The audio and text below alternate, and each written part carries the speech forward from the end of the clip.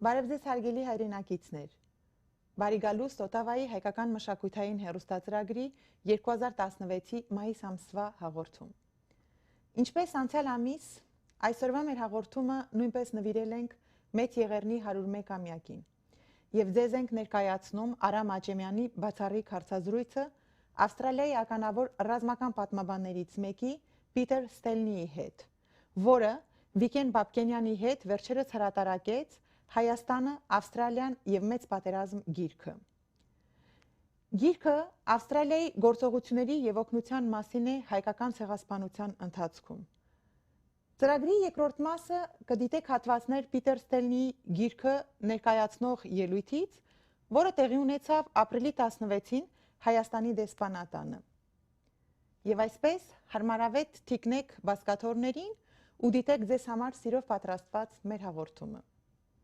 Hello, we're here with Peter Stanley. Hello, Peter. How are you? Hello, Aram. Professor Stanley is going to introduce himself briefly. Yeah, I'm Peter Stanley. I work at the University of New South Wales, Canberra.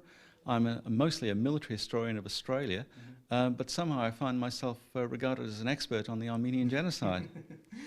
Well, most recently with your book that we'll be discussing very soon. Tell us a little bit about yourself before we get to the book. I was born in Britain. My family migrated to Australia 50 years ago. I've worked in Canberra for the last 40 years, mostly as an historian with the Australian War Memorial. Now I'm a research professor at the University of New South Wales, Canberra, and I mostly write about the First World War. Okay. And the book that you wrote, Armenia, Australia and the Great War, which came out this year or a couple of months ago, yep. You co-wrote it with Vikean Bapkenyan. Can you tell us a little bit about how first of all, what did you know about the Australian response, let's call it, to the Armenian genocide, be it humanitarian or, if any, governmental, before you met Vikean or before you knew about this? Well, I knew about the genocide, of course. Who doesn't, who takes any interest in the First World War? What I didn't know was anything about how Australia responded to it. And I fell into this by accident, really. I happened to be in France, and I happened to be doing a TV interview for an Australian news program.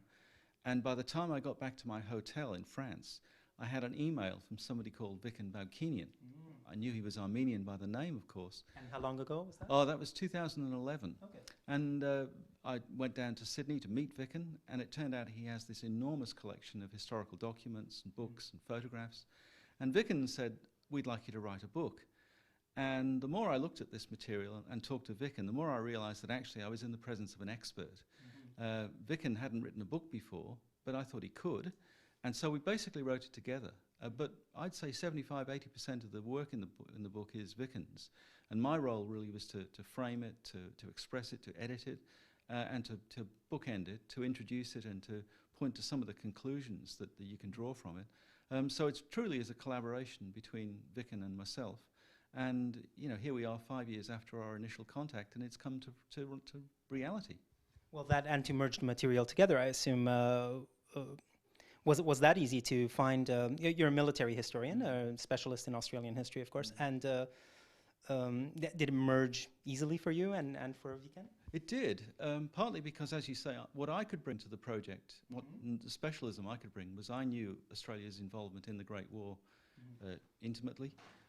What Vikean brought to it was that he understood the humanitarian effort that Australia put in, and of course understood the genocide itself. And those two things dovetailed very nicely together, because the story that we tell is very much the knowledge that Australians gained of the genocide because they were, say, prisoners of war of the Ottoman regime and literally saw the genocide happening, or they were Australian civilians who responded to the news reports which the whole world received in 1915, 16 and so on, and then acted to relieve the sufferings of Armenians. But the really interesting thing that Vikean brought to it was that the story didn't finish when the war finished. That the story of Australia's involvement with the genocide goes on for 20 years after the First World War. And that's, I think, the newest thing that we've brought to light through the book. So can you give us about a 2-minute summary of the book, please? Sure. The book basically introduces the idea of Armenia to an Australian readership that may not have heard of Armenia and may not have heard of the genocide. So it introduces Australians to the Armenian history very quickly. then it talks about the Great War and the way in which it brought, of course, the genocide to the Armenian people of the Ottoman Empire, and then talks about how Australians literally witnessed the genocide as prisoners of war or as soldiers in the Middle East, who, of course, fought the Ottomans and saw the effects of the genocide.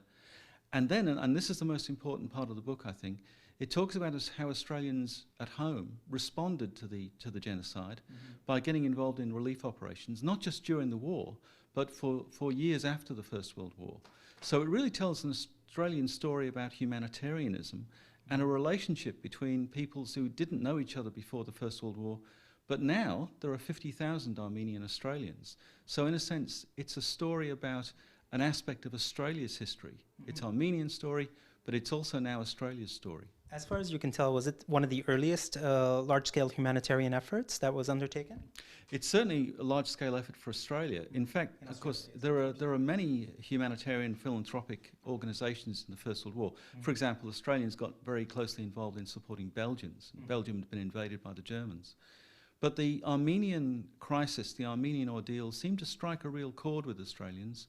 And as I say, they started to collect money to send for Armenian relief. And that effort persisted after the war. In fact, we've had old people come to us and say that they remember as children being told to eat all of their food because of what about the starving Armenians? So it made that kind of impact on Australian civilians. Very similar to the American response and the Canadian one, quite frankly. Indeed. What do you think would interest your countrymen most reading this book about Armenia? The thing I think which I think will surprise Australians is that because of the shared experience of the Gallipoli campaign, where Australians took part in the invasion of Turkey, there's a strong friendship between Australia and Turkey now. But of course, what Australians don't know is that the Ottoman regime also murdered 1 million or maybe more Armenians. And a lot of Australians, I think, will be surprised to learn that, because it's not a story that they've been told before. So I suppose we're telling that story for the first time, and it's a story that Australians might be shocked at. But I believe very strongly that Australia has a genuine friendship with Turkey, and as I say, friends tell the truth, so that both nations have to face up to the realities of their history. For Turkey, that involves the genocide. For Australia, that involves the fact that Australians witnessed the genocide and tried to relieve the suffering of genocide survivors. You're in Ottawa we're lucky to have you here, in fact, because you're here having attended a military conference. How did that go? The conference is very interesting. It's the Society for Military History, a big American organization, but it's very big. It's 700 people, and I feel a bit lost at this huge conference full of North Americans, although there's a strong contingent of Australians here, so we've kept our end up. Did you hear anything about Armenia at this conference? No, really. no, there's nothing about Armenia at this conference, but I think there ought to be. Yes, indeed, especially now. Any future plans? Or what are your future plans, I should say? Well, I'm a First World War specialist and also a British India specialist. So the books that I'm writing at the moment all revolve around the fact that it's 100 years since the Great War. And I tend to move on. So Vicken, I hope, now he's half written this book, he'll go on to write more about the genocide and especially Australia's relationship to it. Because now Vicken is an expert on Australian humanitarian history. Right. So I very much hope that this will be his first book and it'll lead to others. I can't imagine someone better that he could turn to for help. Thank you so much for this interview, Peter. You're welcome, Aaron. Thanks. Thank you. It is incredible that a gentleman from faraway Australia actually had interest in writing this book, which has some parallels with the book that Aram was commissioned to do by our Centennial Committee here. So it seems like a pattern throughout the world to see how was the response to this terrible crime against humanity, which I don't have to explain you how important it is, not just in case of Armenians, but also to prevent other cases, and which is unfortunately happening all the way along through the 20th century and 21st as well. So we have to do something to stop it.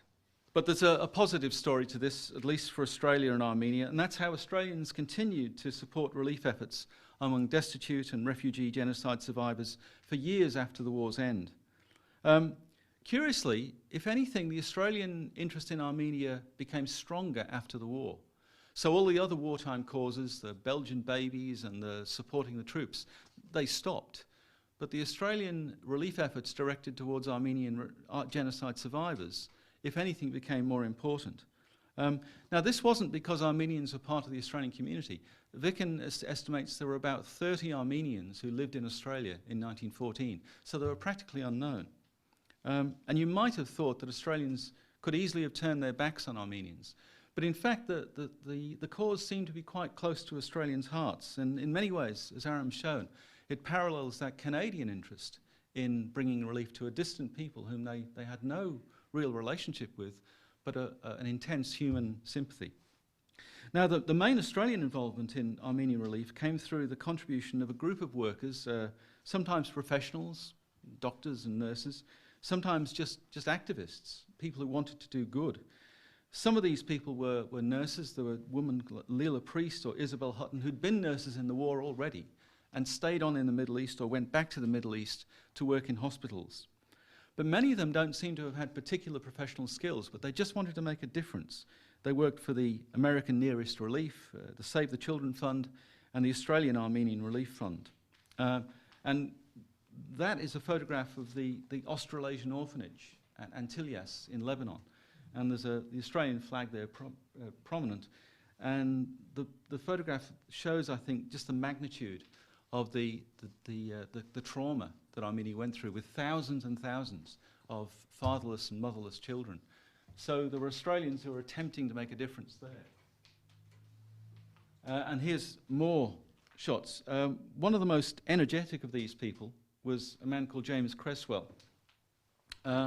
James Cresswell was a congregational minister from South Australia who travelled thousands of miles across the Middle East, to all, not just to Turkey, but to all the countries where refugees were living, visiting orphanages and other places. And it was he who set up that Australasian orphanage in Lebanon. I should explain that Australasian in our parlance means Australia and New Zealand.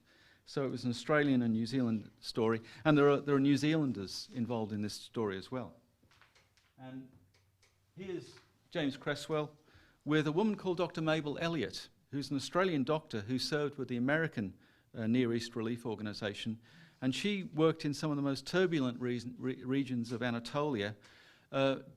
She was in Cilicia, for example, when the Kemalists invaded and evicted the French and subjected the Armenians, who had, of course, hoped that they were safe under French protection, subjected them to further repression. And she was there for years after the end of hostilities. Mabel Elliott was a very impressive woman, and James Cresswell describes her. He said her hair is grey, but her face is one of the most peculiar sweetness, which is extraordinary when you think of a woman retaining sweetness while working in some of the most demanding and traumatic circumstances. And when I read some of Aram's book, I realised that she resembles Canada's Sarah Corning in the intensity of her dedication to the Armenian cause. As this photograph shows, the Australian charities soon realised that another way they could support the Armenian cause was by contributing goods as well as money. And there were several shiploads of goods. That's the ship called the Hobson's Bay, which took consignments of wool and flour and other foodstuffs. And it was a shipment that was inspired by an extraordinary American, the Reverend Loyal Lincoln Wirt, who was a US clergyman. He was a sort of evangelical entrepreneur. And he went around Australia and New Zealand mobilising and motivating Australians to give to this cause. And it was largely down to him that the cause remained so popular during the 1920s. I mentioned the New Zealanders. The woman on the left there is a New Zealander called Lydia Knudsen, who was one of the New Zealanders who got involved in the story. And she's with a woman called Hilda King on the right.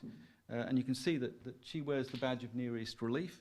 Hilda King was she wasn't a nurse or a doctor.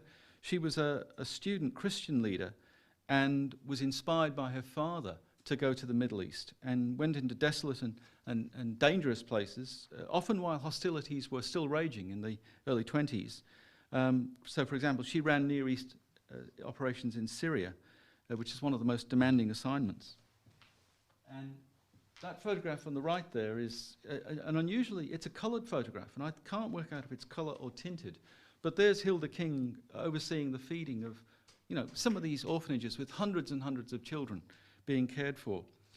The other photograph at the top there is the only image I have of a remarkable woman called Edith Glanville.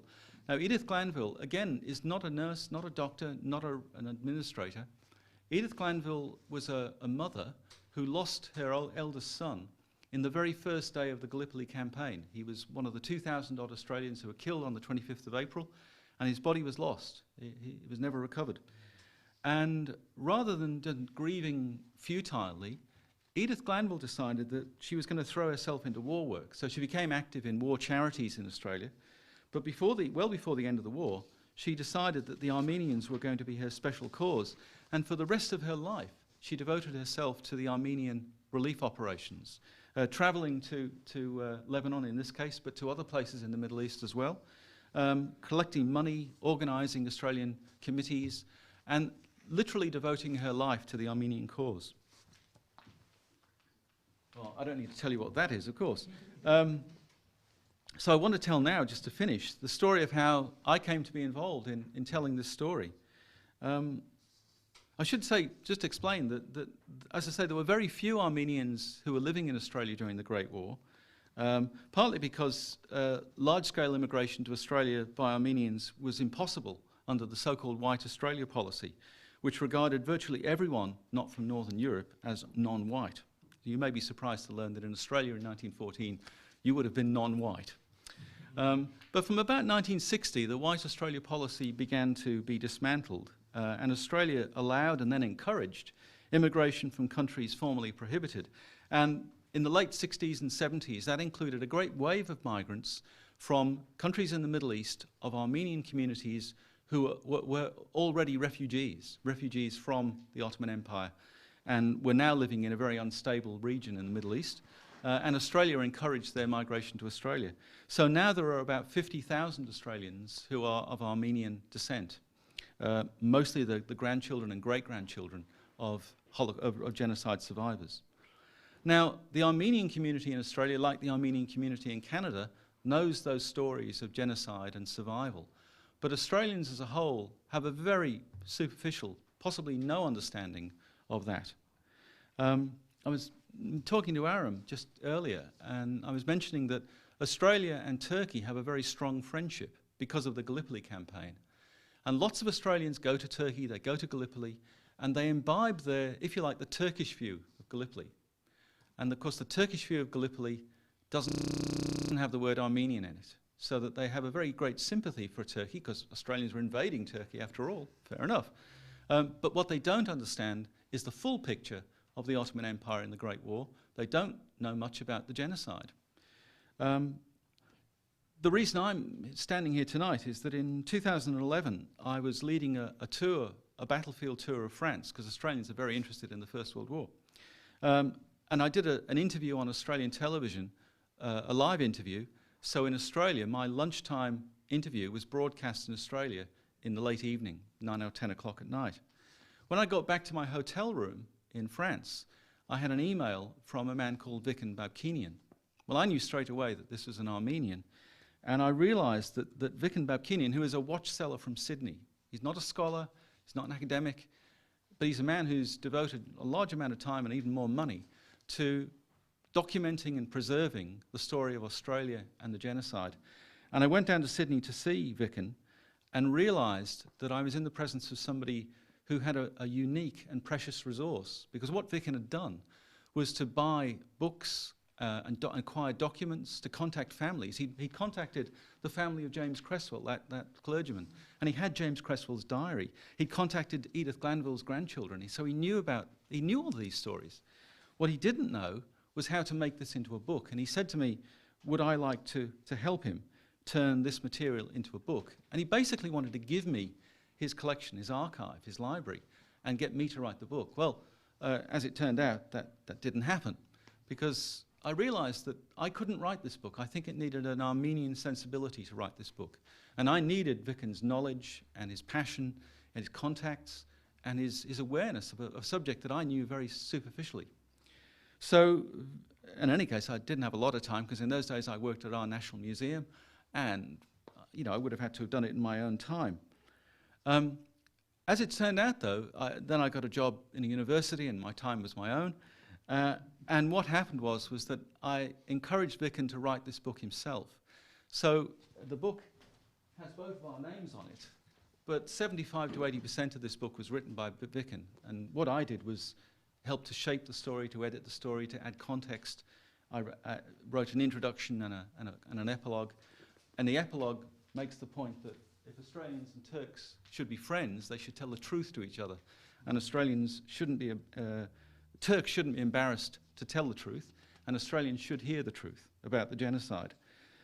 So it's really Vicken's book. And as a result, we've written a book that sets out to show Australians, to tell Australians a story that was an important part of Australia's experience of the Great War, is a small part of the Armenian experience of the First World War and the genocide, but to tell a story that has never previously been told, because the names of those humanitarians like Edith Glanville and James Cresswell and Hilda King, Australians should know about those people.